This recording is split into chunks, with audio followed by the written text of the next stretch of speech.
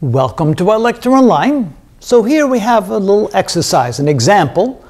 Here we have to determine if the equation we're given is a proper probability function. And if it is, we should graph it. So how do we determine if a probability function is a proper function? Well, first of all, they give us the equation, and then they give us the possible values that a random variable can be. And it looks like it is a discrete random variable because it can only have integer values, and it's bounded with the four values 1, 2, 3, and 4. So the way to do that is to make sure that it doesn't violate the two properties of probabilities. So let's go ahead and list out all the various probabilities, the corresponding numbers, and then make sure that it doesn't violate the properties. All right, let's do that. So first of all, we get the probability when x is equal to 1. That would be 5 minus 1 over 10, which is 4 over 10. The probability that x equals 2, that's equal to 5 minus 2 over 10, which is 3 over 10. The probability that x equals 3, that's equal to 5 minus 3 over 10, which is 2 over 10.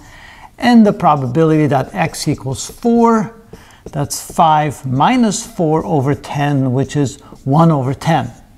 So the first property tells us that none of the probabilities should be greater than 1 or less than 0.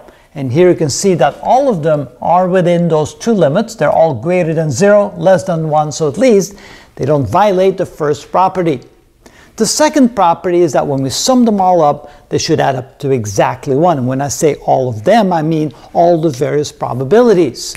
So if we sum all these up, we have 4 tenths plus 3 tenths plus 2 tenths plus 1 tenth. That adds up to 10 tenths, which is equal to 1. And again, the second property is also not violated, because when we add up all the probabilities, they add up to 1. So we can conclude, therefore, that this is indeed a proper probability function.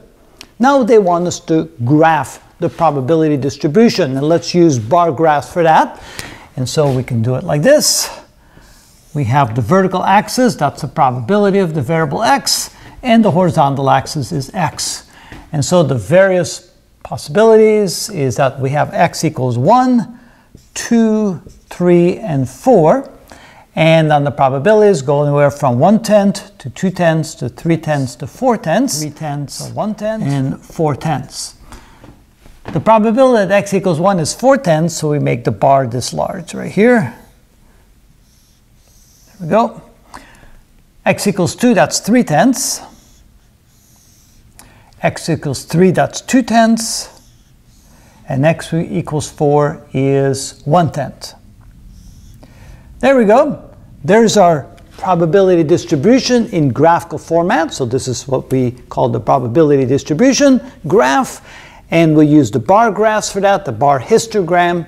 And notice we can see visually that this gives you the highest probability that x equals 1 and the lowest probability that x equals 4. And so that's how we graph the function, or that's how we graph the probability distribution. And that is how we determine it doesn't violate any of the properties, and that is how it's done.